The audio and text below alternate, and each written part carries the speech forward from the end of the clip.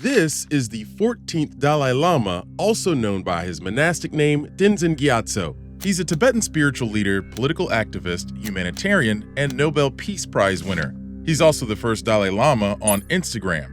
So, how is this Lama and most before him chosen? Add the Mongolian word Talai or Dalai, meaning ocean, and the Tibetan word Lama, meaning teacher or guru, and you get, with some remixing, ocean of wisdom.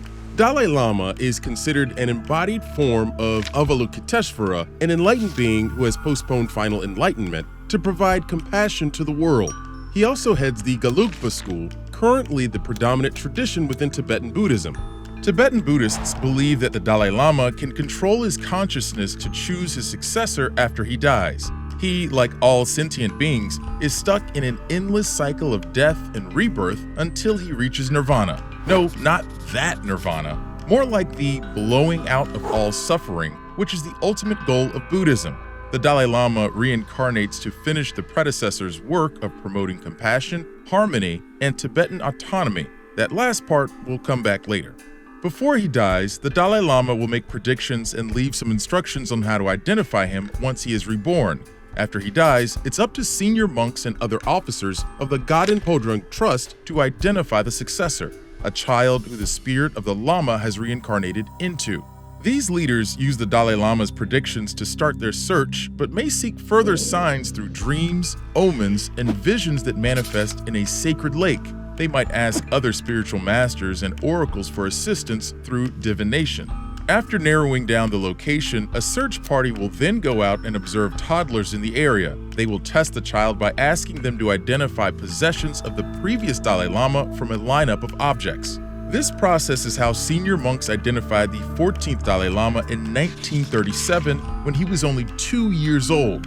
When the 13th Dalai Lama died, his head had been turned to face northeastern Tibet, where the boy lived. A monk also saw an image of Gyatso's family house in the waters of the sacred lake. After seeing auspicious juniper branches on the roof of his childhood home, the search party asked his parents if they could stay the night. Even though they acted as ordinary visitors, the toddler called out to the leader of this group by his title, Sarah Lama. The party then left and brought back a number of objects, some belonging to the 13th Dalai Lama and some not. The boy chose the correct items each time, saying, "It's mine, it's mine."